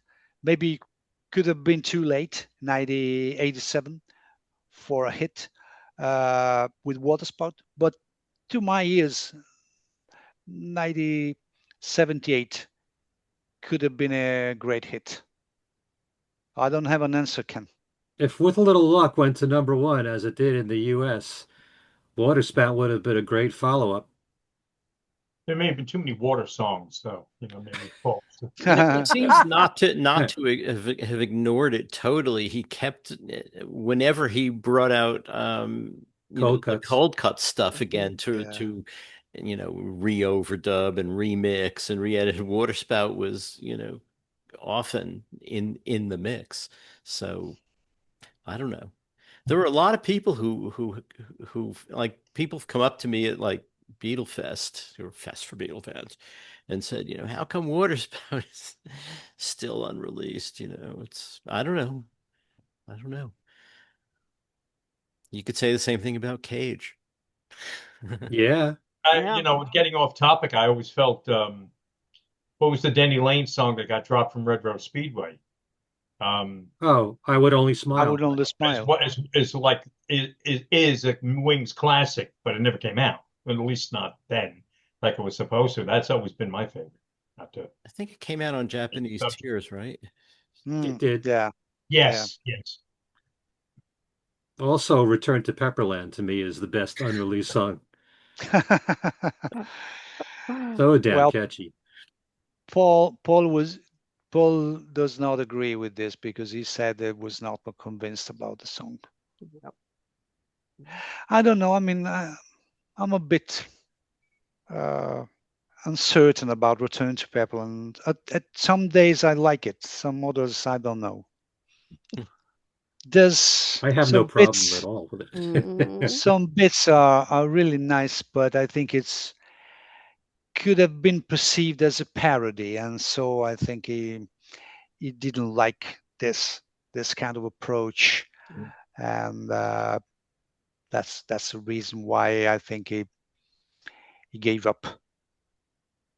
Let's put you on the spot, Luca. In a nutshell, what are your thoughts on the new album? It's a good album. I reviewed it for Classic Rock Italy, and I thought it was based on just one listen. I want to be clear. I gave it 8 out of 10. I didn't do binge listening so far because I wanted to keep it fresh. I think it's a good album. I don't think it's a masterpiece.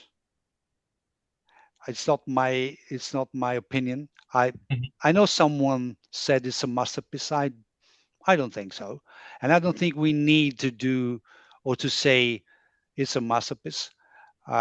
It's too early now to say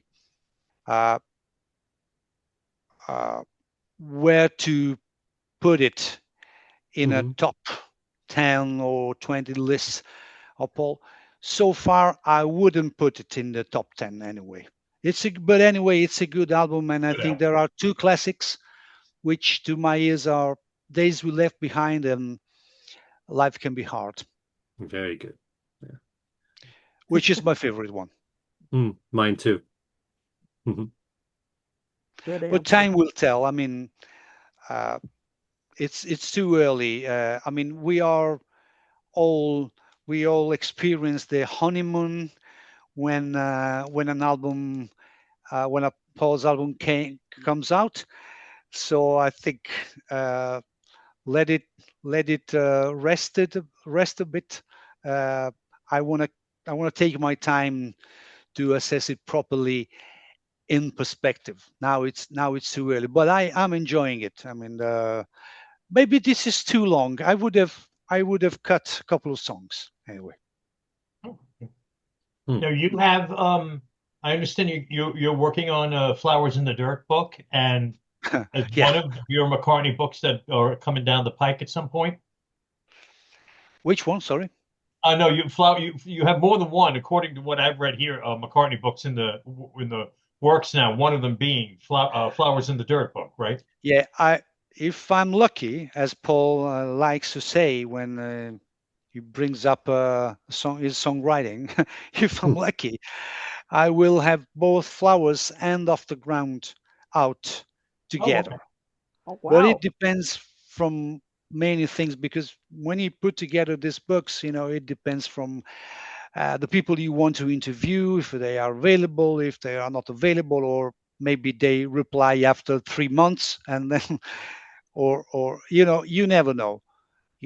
So if it makes sense, I will have both. And if I manage to do this two, could be the well, Flowers, I think it's almost finished, so I will come up with this for sure. And if it's possible, Off the Ground, which is, I mean, it could be good to have two out at the same time. Not easy. I mean, it's a lot of work. It's a lot of work and a lot of time that you have to wait. And I always think that okay, anything by McCartney is worth, but again, from my perspective as a writer or author, I feel I need to add something new, or having interviewed people. And I think for Flowers of the Dirt, I have something like 20 people interviewed, so I think it's a good addition to what we know. And it's a nice it's building nice. Let's see what happens with the other. No. Don't you have a book coming out the end of the year that analyzes Paul as a songwriter? Yeah, I have also this project. This is a kind of a tiny book. It's a sort of an essay. It's not an historical. It's not necessarily an historical approach and stuff. Yeah, let's see, because I don't want to feed the market with too many things at the same time, and I got other projects as well. There are other authors coming, and so I get to supervise these other authors and the writing as well. Or they are not writing, which is worse, or they are not delivering, maybe. Anyway, but maybe it will be a project, if not this year, for early next year, which is, in a nutshell, it's really the process of how Paul works on his music, which I kept it very simple, and I think it's very interesting. And I wanted also to bring up some of the interviews I've done in the past. There are things which I've found interesting. For example, to talk with someone like Carl Davis, who was, classical composer and stuff, but he told me a couple of very interesting things about how McCartney works, which is how a pop composer works, because Paul McCartney doing classical music is a contradiction in terms.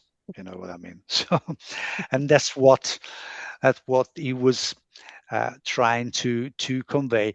Anyway, there are many aspects, and it could be a very relaxing book to read.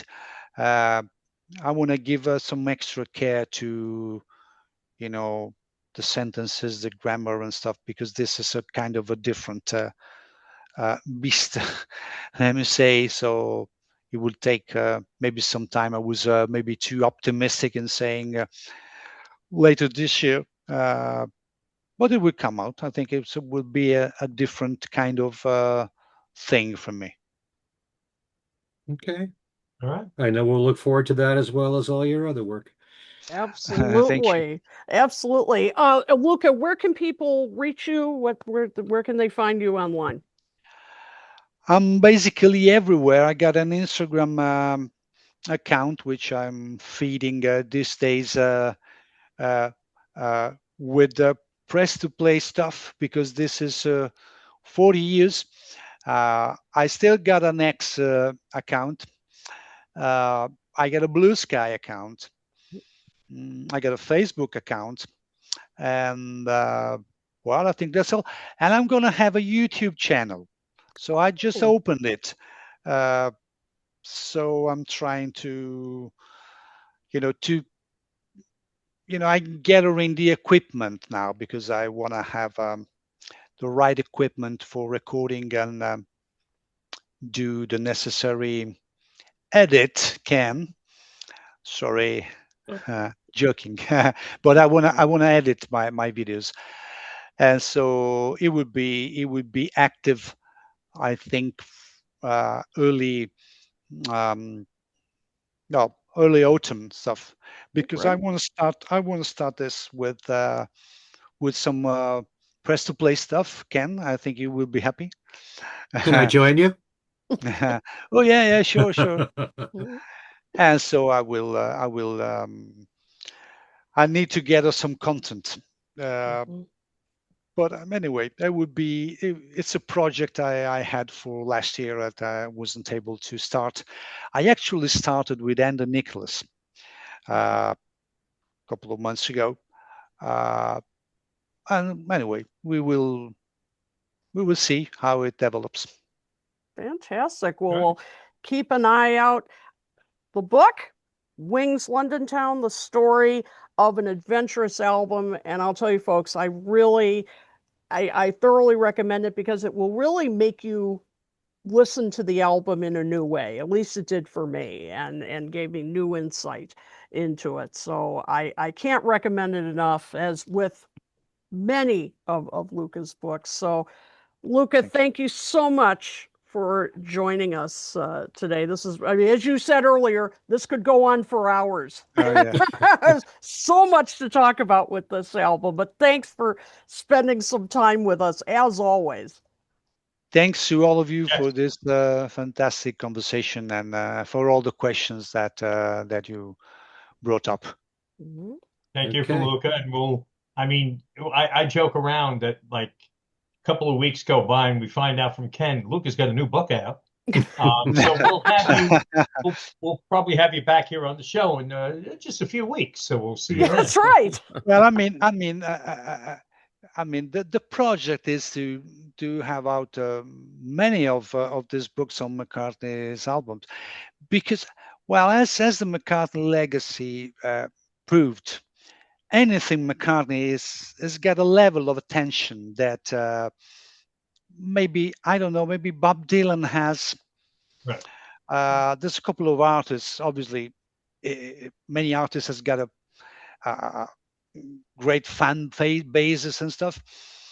McCartney's top level, and anything this deserves to be analyzed and studied and in detail. So that's why I want to do this, and I want to enjoy myself.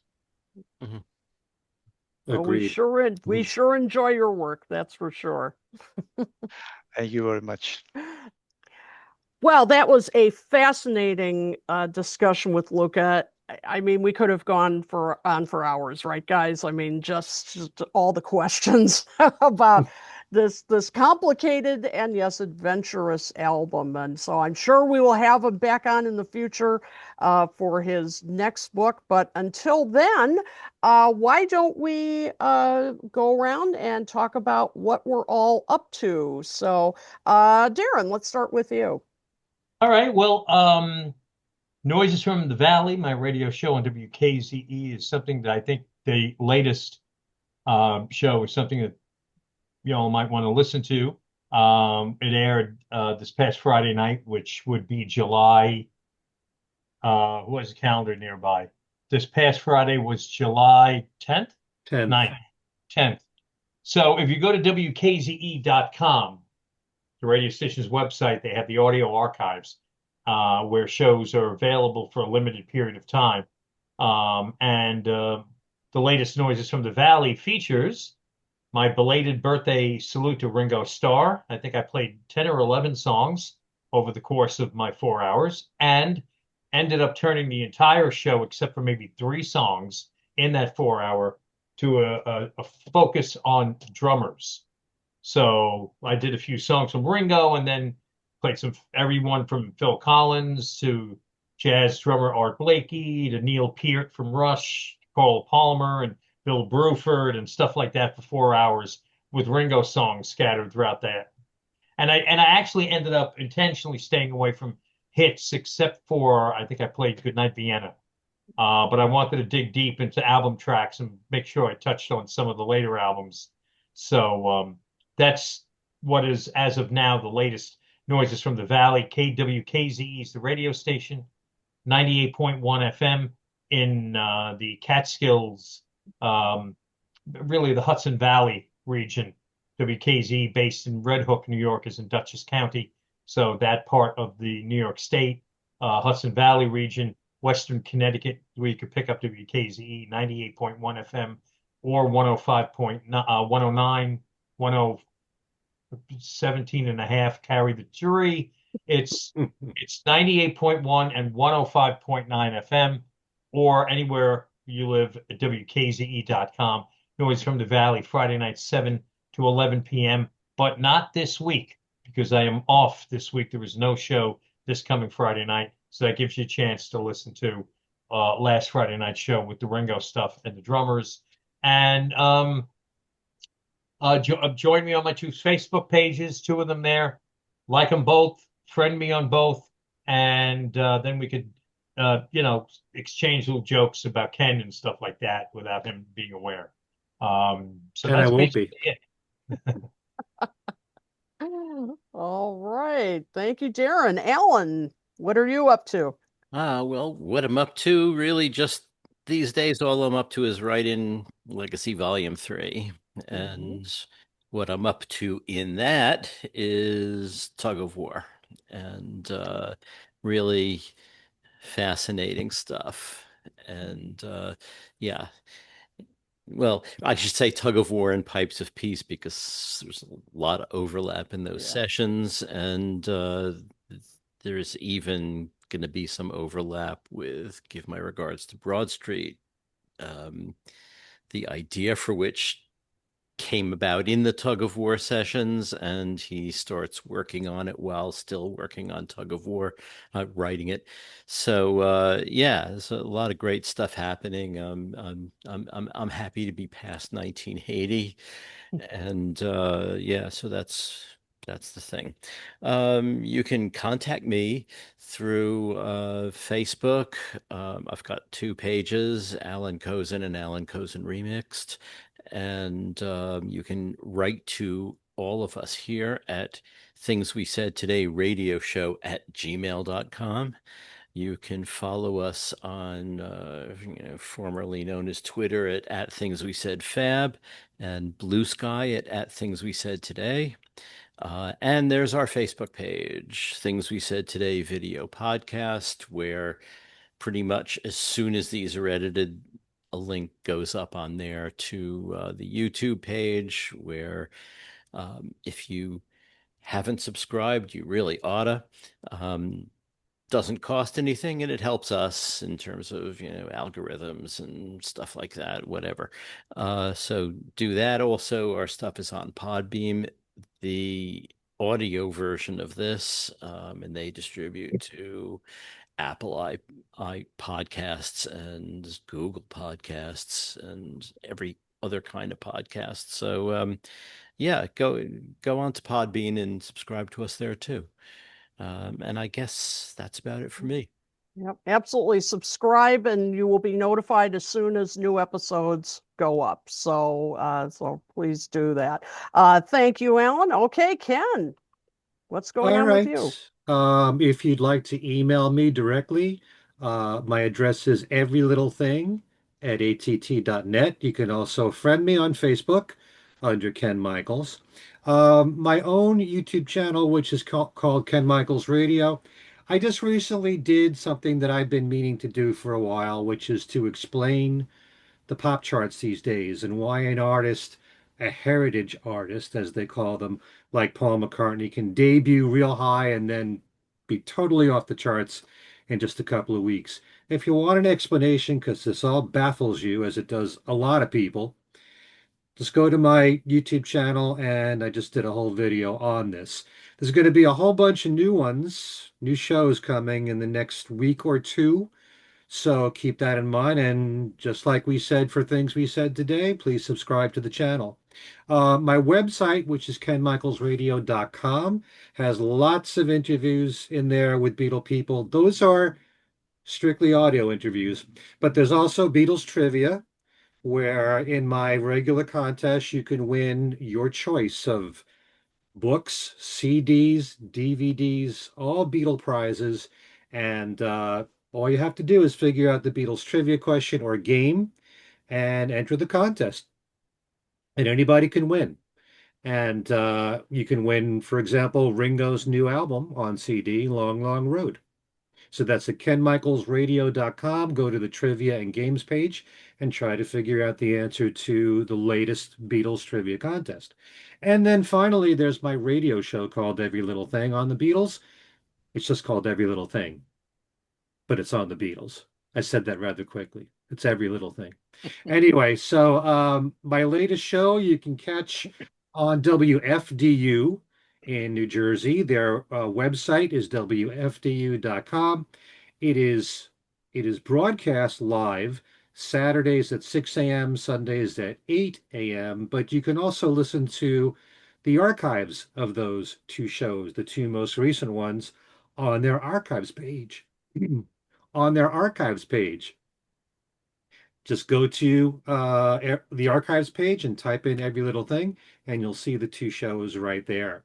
So anyone that's not familiar with my radio show, you get a mixture of everything. It's a hodgepodge of Beatles, solo, thematic sets, interviews, rarities, all kinds of stuff, novelty records, tribute songs, whatever I can pack together in 1 hour in a way where you're going to hear stuff that you're very familiar with and some surprises too. The show again is called Every Little Thing, and again, that's on WFDU.FM. All right, and I believe that is all. All right. Thank you, Ken. And as for me, coming up next month, specifically August 18th, Ken Womack and I are back with our series, Classic for Reason, and this time we are going to be discussing Tears for Fears songs from The Big Chair, which is kind of a personal favorite of mine. It was part of my formative years musically. So we're going to talk about that. I will put up the link to register, and you can just join us on Zoom, 7:30 Eastern on August 18th. I will also, and I'll have more info when we're closer to the time, but I'm going to be teaching a course this fall on singer-songwriters of the 70s. And it's going to be, if you're a big fan of Jim Croce, Gordon Lightfoot, you name it, we're going to be covering it. Yeah, absolutely, Ken. So that will be coming up. I will put up the info on that. And of course, my other show is Toppermost of the Poppermost, and you can find us on toppermostofthepoppermost.net We have more episodes coming up. We're in the later months of 1965, so you can catch up on all the episodes at toppermostofthepoppermost.net, and you can find me at kidotoole.com, and you can find me on Facebook, my personal page Kid O'Toole, and my professional page Kid O'Toole Keynotes. So I think that's. I was going to say, Kid, so I guess you were head over heels for that Tears for Fears album. Yeah. I like to shout about it. Absolutely. Very good. Okay. Absolutely. Well, this has been a really great show. I look forward to our next one. So for Ken Michaels, Allan Kozinn, and Darren DeVivo, this is Kid O'Toole saying we will see you next time.